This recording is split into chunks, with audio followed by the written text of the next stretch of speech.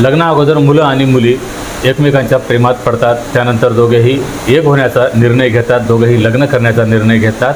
पण जेव्हा हे यांची प्रेमसंबंधाची कुणकुण कुटुंबियाला लागलेली असते त्यावेळेस कुटुंब मात्र याला विरोध करायला लागते। मग ह्यामध्ये जातीपातीच्या भिंती उभ्या राहतात, तर कधी गरीब श्रीमंतीच्या भिंती उभ्या राहतात, कधी उच्च नीच अशा प्रकारचे काही बरेच संघर्ष या मुलामुलीला करावं लागते। पण जेव्हा काही मुलगा आणि मुलगी दृढ प्रेमामध्ये पडतात, जेव्हा त्या दोघांमध्ये एकमेकांवर जीवापाड प्रेम असते, दोघेही एकमेकांवर मनापासून विश्वास करायला लागतात आणि जेव्हा दोघेही एक होण्याचा निर्णय घेतात तेव्हा मात्र हे सर्व काही समाजाच्या आणि कुटुंबियाच्या मर्यादा ओलांडून ते एक होण्याचा निर्णय घेऊन पळून जाऊन लग्न करतात। पण आपण पाहतो की असे कित्येक प्रेमी युगल आहेत जे पळून जाऊन लग्न करतात। खरंच त्यांचा शेवट होतो का? खरंच ते एकमेकांना शेवटपर्यंत प्रामाणिक राहतात का? खरंच ते दोघेही एकमेकांना शेवटपर्यंत प्रामाणिक राहून समाजाच्या आणि कुटुंबियाच्या नाकावर टिचून आपला संसार थाटतात का, करतात का?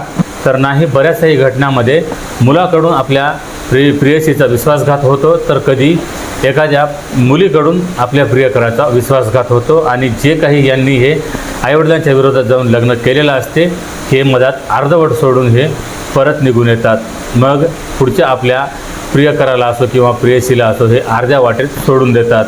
आजची घटना अशाच काही प्रकारची आहे। एक मुलगा अशाच मुलीच्या प्रेमात पडला, मुलगीही त्याच्यावर जीवापाड प्रेम करत होती आणि एवढंच नाही तर जेव्हा या दोघांमध्ये संघर्ष सुरू झाला, जेव्हा या मुलीचं कुटुंबीय विरोध करत होतं, एवढंच नाही तर त्या मुलाला त्या मुलीच्या वडिलांनी या मुलीच्या बलात्काराच्या केसमध्ये सुद्धा अडकवलं, तुरुंगात पाठवलं आणि एवढं झाल्याच्या नंतरसुद्धा मुलीचं जे प्रेम होतं हे कमी झालेलं नव्हतं आणि मुलीचंही प्रेम या मुलाबद्दल कमी झालेलं नव्हतं।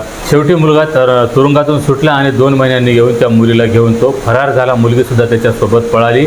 दोघांनीही आईवडिलांच्या विरोधात जाऊन कुटुंबियाच्या नातेवाईकांच्या विरोधात जाऊन लग्नही थाटलं, पण हे लग्न फक्त 4 महिने टिकलं। 4 महिन्यांनी या मुलीनं त्या नवऱ्याला असे काही दिवस दाखवले की ही मुलगी एके दिवशी 3-3 परपुरुषासोबत शारीरिक संबंध करत होती आणि अशा अवस्थेमध्ये तिच्या प्रियकरानं झालेल्या नवऱ्यानं पाहिलं। त्यावेळेस मात्र या संपूर्ण प्रकरणामध्ये एक हत्याकांड घडलं। काय आहे हा संपूर्ण प्रकार हेच आपण या व्हिडिओमध्ये सविस्तर पद्धतीने जाणून घेऊया। त्यासाठी हा व्हिडिओ शेवटपर्यंत नक्की बघा। रामराम मंडळी, स्वागत आहे तुम्हा सर्वांचं पुन्हा एकदा आपल्या मराठी यूट्यूब चॅनलमध्ये। मंडळी, घटना आहे उत्तर प्रदेश राज्याचा एक जिल्हा आहे फतेहपूर आणि फतेहपूर जिल्ह्याचं एक पोलीस स्टेशन आहे गाजीपूर आणि या गाजीपूर पोलीस स्टेशन अंतर्गत एक गाव आहे मोहननगर। या मोहननगर गावामध्ये कुटुंब राहत होतं, ज्या कुटुंबामध्ये एक तरुण मुलगा ज्याचं नाव सचिन होतं। हा सचिन आपल्या आईवडिलांसोबत राहत होता, तर याच्याच घराच्या समोरासमोरच एक मुलगी राहत होती जिचं नाव श्वेता सिंग होतं, जिच्या वडिलाचं नाव राजकुमार चंदेल होतं। हे असे मुलगा आणि मुलगी असताना लहानपणापासून या दोघांची ओळख होती, कारण राहायला शेजारी होते। जसे हे लहानपणापासून सोबत खेळत हसत लहानाचे मोठे झाले, जेव्हा तारुण्यात आले तेव्हा दोघांचेही एकमेकांवर प्रेम जडलं। जेव्हा दोघांमध्ये प्रेमसंबंध जुळले आणि दोघांच्या लपून छपून भेटीगाठी होत होत्या, याचीच कुणकुण श्वेताच्या आईवडिलांना लागली आणि जेव्हा श्वेताच्या आईवडिलाला याच्याबद्दल कळालं, वडिलाला कळालं, त्यावेळेस वडील मात्र या प्रेमसंबंधाच्या विरोधात होते। त्यांना या मुलीचं हे प्रेम प्रकरण पसंत नव्हतं। त्यांना त्याच्या मुलीला त्यांच्या मनपसंतीनं योग्य त्या ठिकाणी दुसऱ्या मुलासोबत त्या मुलीचं लग्न करायचं होतं आणि जी मुलगी होती ही ऐकत नव्हती, तर मुलगा जो होता हा सुद्धा ऐकत नव्हता। दोघांच्याही कुटुंबियाचा विरोध असूनसुद्धा हा मुलगा त्या मुलीला लपून छपून भेटत असायचा। याचा परिणाम जो मुलीचा वडील होता, या वडिलाने आपल्या मुलीला धमकावलं, तिला आपल्या विश्वासात घेतलं आणि विश्वासात घेऊन तो थेट पोलीस स्टेशनला गेला। पोलीस स्टेशनला जाऊन त्या व्यक्तीने म्हणजे श्वेताच्या वडिलाने थेट पोलिसांमध्ये कंप्लेंट दाखल केली की जो त्यांचा शेजारी आहे सचिन हा त्यांच्या मुलीसोबत बळजबरी करतो, तिला एकांतात पाहून तिच्यासोबत तो बळजबरीने लैंगिक अत्याचार करतो। अशा प्रकारे त्यानं पोलिसांमध्ये तक्रार दाखल केली। जेव्हा पोलिसांनी मुलीला विचारपूस केली त्यावेळेस मुलीलाही नाईलाजाने आपल्या वडिलांची गोष्ट ऐकावी लागली आणि मुलीनेही सांगितले की हो, जो सचिन आहे हा नेहमी मला सतावत असतो, माझी छेड काढत असतो आणि ज्यावेळेस माझे आईवडील घरी नसतात त्यावेळेस तो बळजबरीने घरामध्ये शिरतो आणि घरात शिरून माझ्यासोबत तो लैंगिक अत्याचार करतो। अशा प्रकारे थेट या मुलीनं पोलिसांमध्ये जबाब दिला आणि पोलिसांनी त्याच्यावर गुन्हा दाखल करून त्याला पोलीस स्टेशनलाही त्याला तुरुंगातही पाठवलं। आणि ही जी संपूर्ण घटना घडली होती जुलै 2025मध्ये. आता जुलैमध्ये जेव्हा हा सचिन तुरुंगात गेला, 2 महिने तुरुंगात राहिला आणि त्यानंतर सप्टेंबरमध्ये तो जामिनावर परत आला. त्याच्या वडिलांनी त्याच्या जामिनासाठी याचिका दाखल केली आणि या याचिकेमध्ये त्याला जमानत मिळाली आणि तो काही दिवसासाठी जमानतीवर बाहेर आला. बाहेर आल्याच्यानंतर मग तो थेट आपल्या घरी न जाता थेट त्या आपल्या प्रेयसीच्या घरी गेला. प्रेयसीच्या घरी जाऊन तो थेट तिला बाहेर जाऊन मोठ्या आवाजात म्हणत होता की तू माझा विश्वासघात केलास, मी तुझ्यावर जीवापाड प्रेम केलं, तुनं मला कित्येक वेळा सांगितलं होतं की माझं तुझ्यावर जीवापाड प्रेम आहे आणि लग्न करील तर तुझ्यासोबतच करील, एवढं मला तू विश्वासात घेतलीस आणि आज माझा तू विश्वासघात केलास. मला तुनं तुझ्याच रेपच्या केसमध्ये म्हणा किंवा अत्याचाराच्या केसमध्ये माझ्यावर अशा प्रकारे तुनं आरोप लावून गुन्हा दाखल केला, मला तुनं तुरुंगात पाठवलं. अशा प्रकारे तो आपल्या प्रेयसीला बाहेर जाऊन भांडत होता, दारातून भांडत होता आणि तुनं हे ठीक नाही केलं. मी तुझ्यावर किती विश्वास करत होतो की तुनं जेवढं काही मी तुझ्यावर प्रेम केलेलं आहे याचा तुनं माझा विश्वासघात केलेला आहे. अशा प्रकारे तो बाहेर त्या मुलीला भांडत होता. पण मुलगी आता मुलीने ठरवलेलं होतं की जसा माझा प्रियकर मला विश्वासघातकी समजत आहे पण मी विश्वासघात केलेला नव्हता, कारण माझा नाईलाज होता. वडिलांनी मला धमकावलेलं होतं. या धमकीमुळं मी त्यांच्या दबावाखाली आलेली होती आणि मी माझ्याच प्रियकराच्या विरोधात गेलेली होती, त्याच्या विरुद्ध मी तक्रार दाखल केलेली होती. पण आता हे काही पुरेसं झालं. आता मला इथून माझ्या प्रियकराचा विश्वासघात करायचा नाही, त्याला सोडायचं नाही, लग्न करायचं तर माझ्या प्रियकरासोबतच करायचं. अशा प्रकारे मुलीनं ठरवलं आणि मुलगी थेट आईवडिलांच्या समोर, जे या मुलाचे आईवडील होते, जे काही गावकरी लोक बघत होते, या सर्वांच्या समोर जाऊन ही जी मुलगी होती आपल्या प्रियकराच्या जाऊन गळ्यात पडली आणि तिने सांगितलं की मी माझ्या मनाने तुझ्यावर ही तक्रार दाखल केलेली नव्हती, तर मला तुझ्यासोबतच लग्न करायचं आहे आणि तुझ्यासोबतच पुढील जे आयुष्य आहे हे जगायचं आहे. आज सांग, तू निर्णय घे, मी तुझ्यासोबत कुठे यायला तयार आहे. अशा प्रकारे ही मुलगी थेटपणे खुल्लेआम बोलत होती आणि मुलांनाही सांगितले की आता काहीही हो, मलाही तुझ्यासोबत लग्न करायचं आहे, तुझ्यासाठी मी कोणत्याही थराला जायला तयार आहे, तुझ्यासाठी मी कुठपर्यंतही जायला तयार आहे.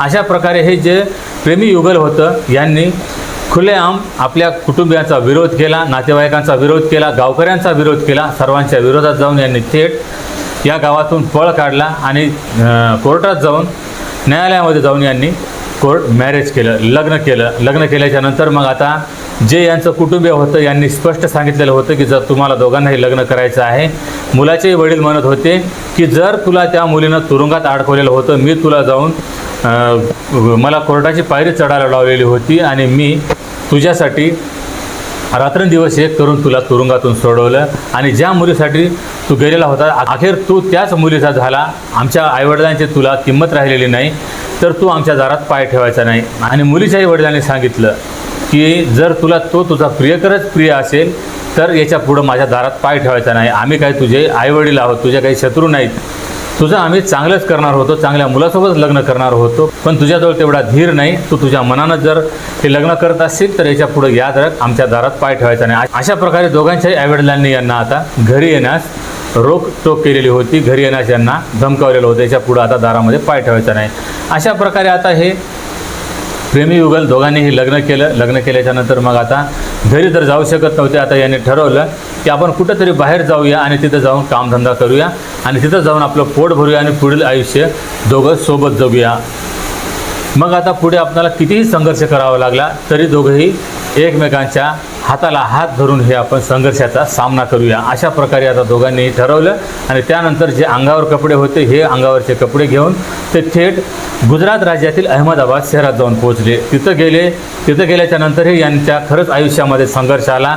दोघांनी मिळून काही अक्षरशः रेल्वे स्टेशनवर तर कधी बसस्टँडवर, कधी रोडवर, खुल्या आकाशाखाली यांनी रात्र घालवली, कधी उपाशी पोटी राहून यांनी रात्र घालवली. तर अशा प्रकारे या दोघांचा जिथं संघर्ष सुरू झाला, ह्यामध्येच काही ओळखीने यांना एक खोली मिळाली आणि खोली मिळाल्यानंतर जो हा सचिन होता हा एक मित्राच्या मदतीनं यानं ऑटो रिक्षा भाड्यानं घेतला आणि त्या गुजरातमध्ये, त्या अहमदाबादमध्ये रिक्षा चालवत होता. तिथं जे मिळेल ते काम करत होता, पण याच्यामधून त्यांचं जे उदरपोषण होतं हे योग्य काही होत नव्हतं. यांना तिथे खूप अडचणीचा सामना करावा लागला. त्यासाठी मग सचिन आपल्या पत्नीला श्वेताला म्हणाला की बघ, इथं काही आपल्या मनाला पटेल असं काही काम मला दिसत नाही. तर आपण परत आपल्या उत्तर प्रदेशामध्ये जाऊया, कानपूरमध्ये जाऊया आणि तिथं जाऊन काहीतरी छोटं मोठं काम करूया. आणि तिथं माझ्या ओळखी आहेत, माझे काही मित्र आहेत, आपल्याला काही मदतही करतील. माझं काही हो, पण तुझी खूप इथं हाल होत आहेत. तुझ्या पोटाला वेळेवर जेवण मिळत नाही आणि तुला मला असं दुःख द्यायचं नाही. मला तुझ्या सुखासाठी काही ना काहीतरी करावं लागेल. त्यासाठी आपण परत आपल्या गावाकडं जाऊया. आता हे जेव्हा सप्टेंबर महिन्यामध्ये या गुजरातला गेलेले होते तर 1 महिना तिथं काढला आणि परत आपल्या उत्तर प्रदेशाकडे आले. उत्तर प्रदेशामध्ये येऊन कानपूरमध्ये यांनी एका मित्राच्या मदतीने एक खोली मिळवली. हायटेक सिटी होती. हायटेक सिटीमध्ये एक हॉस्पिटल होतं आणि त्या हॉस्पिटलमध्ये खाली हॉस्पिटल होतं, तर हॉस्पिटलच्या वर काही भाड्यानं देण्यासाठी बऱ्याचशा काही खोल्या बांधलेल्या होत्या आणि त्या खोल्यामध्ये बरेचसे काही भाडेकरूसुद्धा राहत होते.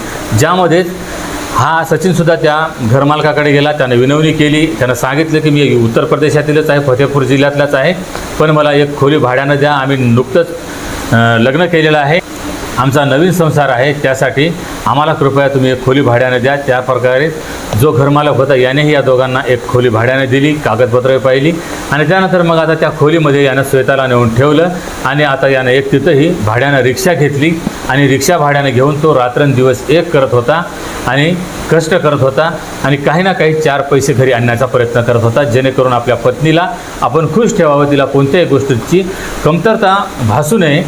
ज्या प्रकारे आपण नातेवाईकांच्या विरोधात जाऊन, तिच्या आईवडिलांच्या विरोधात जाऊन तिला आपण सोबत आणलेलं आहे, तर तिला आपण कोणत्याही गोष्टीची कमी करायची नाही असा त्याने निर्णय घेतलेला होता. यासाठी तो रात्रंदिवस कष्ट करायचा.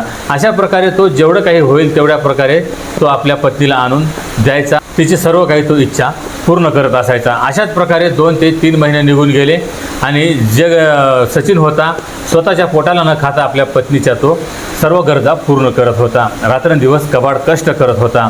पण जसे की आता 2-3 महिने निघून गेलेले होते. सुरुवातीला जशी श्वेता आपल्या नवऱ्यावर जीवापाड प्रेम करायची, त्याला लाडीगोडीने बोलत असायची, पण ते आता तिच्या बोलण्यामध्ये गोडवा राहिलेला नव्हता. सचिनलाही वाटायचं की तिला तिच्या आईवडिलांची आठवण येत असेल, त्यासाठी ती आता माझ्यावर जास्त लक्ष देत नसेल. तो स्वतः थंडीमध्ये थाटरत ऑटो रिक्षा चालवायचा, पण श्वेताला आणून तो गरम स्वेटर आणून द्यायचा की तिला थंडी लागू नये. सचिन ज्या प्रकारे तिची काळजी घ्यायचा तशी आता ती सचिनची काळजी घेत नव्हती आणि सचिनला आता हे कुठंतरी या गोष्टीचा खंत वाटत होता. सचिनला कुठंतरी आता मनामध्ये या गोष्टीचा खंत वाटत होता. तरी सचिन रात्रंदिवस मेहनत करायचा. पण एके दिवशी सचिननं पाहिलं की घरामध्ये ज्या प्रकारे तो काही पैसे आणून द्यायचा, ज्या काही वस्तू आणून द्यायचा, त्या वस्तूपेक्षा काही वस्तू घरामध्ये त्याला महागड्या वस्तू दिसायच्या. तर एके दिवशी त्यानं पाहिलं की तिच्या मोबाईलमध्ये एक ट्रान्झॅक्शन झालेलं आहे, त्याच्यामध्ये एक रक्कम आलेली आहे, जे त्यानं तर त्या महिलेला म्हणजे पत्नीला रक्कम दिलेली नव्हती. त्यानं आपल्या पत्नीला विचारलं की तुझ्या मोबाईलमध्ये तुझ्या फोनपेला काही रक्कम आलेली आहे आणि ही रक्कम कुठून आलेली आहे, हे कोणी टाकलेली आहे. अशा प्रकारे जेव्हा श्वेताला विचारलं, श्वेतानं सांगितलं की ही जी रक्कम आहे माझ्या आजीनं पाठवलेली आहे, माझ्या आईच्या आईने पाठवलेली आहे. अशा प्रकारे जेव्हा तिने सांगितलं त्याच वेळेस सचिनला काहीतरी संशय वाटला की आजीजवळ तर एवढा पैसा नाही आणि आजी तर बरेच दिवसापासून आमच्यापासून नातं तोडून आहे आणि ही आजी हिला पैसे का पाठवेल. आजीने हे पैसे पाठवलेले नाहीत. त्याला काहीतरी संशय वाटत होता आणि घरामध्ये काही महागड्या वस्तूही दिसत होत्या आणि ह्यामध्ये सचिन जसा दुपारच्या वेळी जेवण करण्यासाठी यायचा, मध्येच तो त्याची काही येण्या जाण्याची वेळ नसायची आणि तो जेव्हा घरी यायचा, जेवण करण्यासाठी यायचा, पत्नीला बोलण्यासाठी 2 मिनिट घरी थांबण्यासाठी यायचा ऑटो रिक्षा घेऊन, त्यावेळेस तो पाहायचा की पत्नी नेहमी दारातच उभी असायची, खिडकीत उभी असायची आणि बाहेर निहाळत असायची आणि बाहेर काही जे भाडेकरू होते याच्यामध्ये काही तरुण मुलंच होते.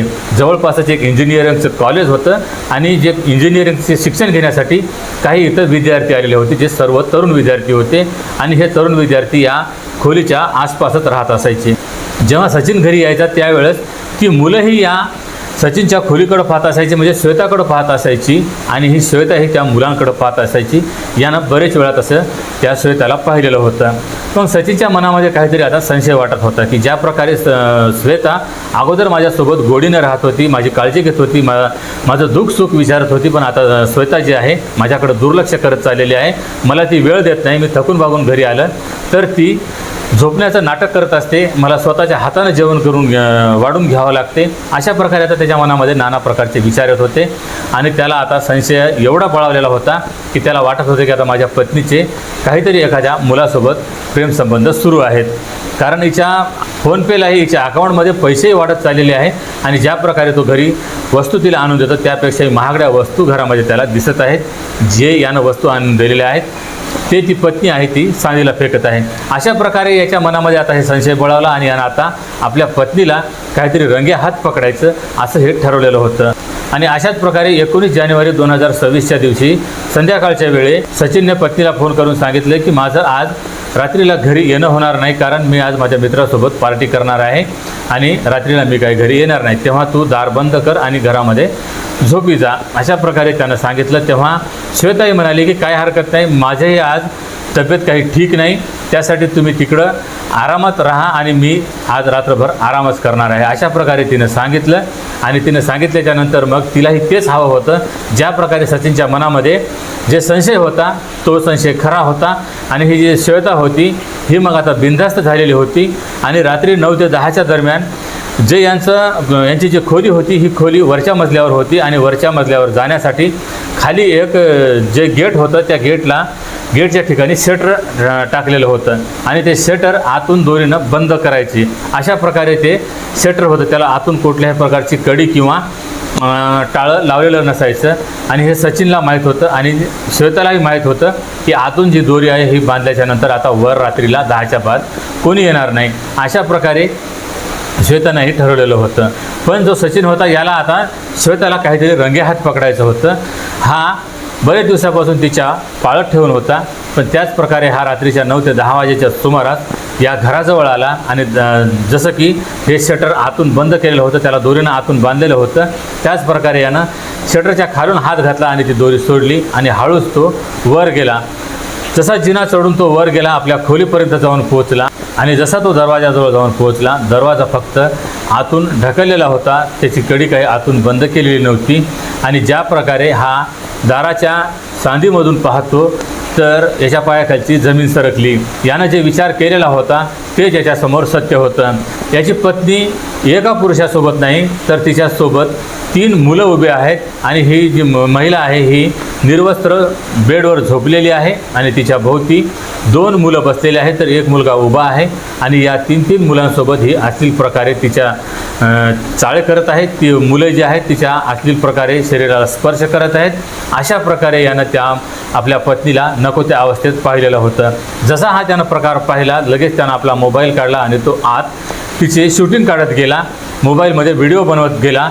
आणि जसा हा आत गेला तसेच ते सर्व तिघेही जे होते मुलं हेही एकदम घाबरले आणि त्याची पत्नीही उठून बसली आणि ती उलट आपल्या नवऱ्यालाच भांडत होती की तू न सांगता तिथं कसा काय आलास आणि तू तर म्हणाला होता की आज रात्रीला येणार नाही, तर तू माझ्यावर अशा प्रकारे पाळत ठेवून होतास, माझी जासूसी करत आहेस, अशा प्रकारे आता पत्नी त्याला भांडत होती. आणि तिनं लगेच प्रियकराला आदेश दिले की बघा हा आपली शूटिंग काढत आहे आणि याला तुम्ही आता लगेच ताबडतोब पकडा आणि याची लगेच जाग्यावर याचा काहीतरी बंदोबस्त करा. अशा प्रकारे तिनं आता तिच्या या 3ही प्रियकरांना सांगितलं आणि तिचे जे 3ही प्रियकर होते लगेच जाऊन त्याला पकडतात. आणि ज्यावेळेस त्यानं पकडलं त्यावेळेस त्यानं मोठ्याने ओरडायला सुरू केलं, कारण त्याला माहीत होतं की आता हे 3 मिळून माझी हत्या करतील, मला गळा दाबून इथं मला जीवे मारतील, त्यासाठी त्याला आरडाओरडा केला. आणि आरडाओरडा केल्याच्यानंतर लगेच काही शेजारी पाजारी लोक होते हे यांच्या दारापुढे आले आणि काय झालं म्हणून अशाने ते आवाज देत होते. लगेच याची माहिती काही लोकांनी पोलिसांना दिली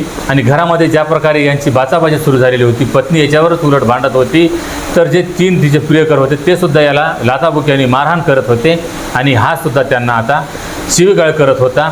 पण या एकटा असल्यामुळे याचं काही चालत नव्हतं. पत्नी आणि तिचे 3 प्रियकर असे ते 4 लोक झालेली होती.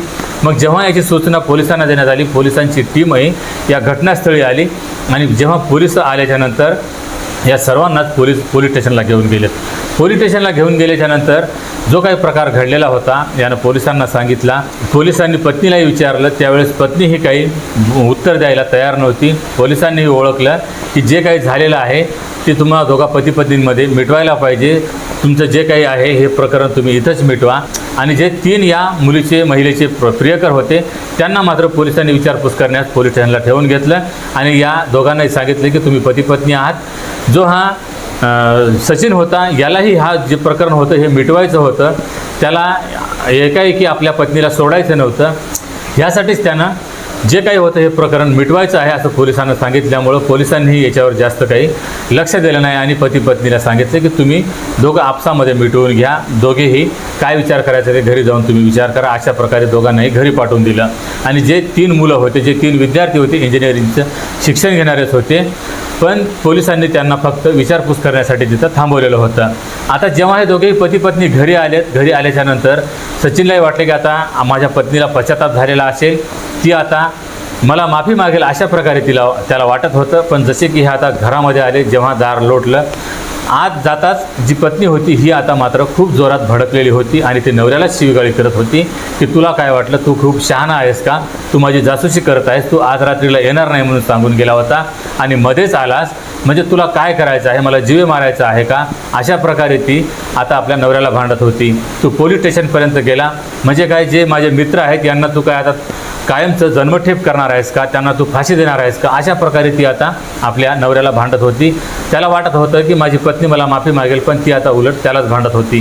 ह्यासाठी तो तिला समजावण्याचा प्रयत्न करत होता की जे काही आपण दोघांनी मिळून ठरवलेलं होतं, दोघांनी आपल्या सर्व कुटुंबियांना विरोध केला, विरोधात जाऊन आपण हे लग्न केलेलं आहे आणि आज तू मला असे दिवस दाखवत आहेस. आपल्या लग्नाला जवळजवळ 4च महिने झालेले आहेत आणि 4 महिन्याच्या आत तू मला असे दिवस दाखवत आहेस.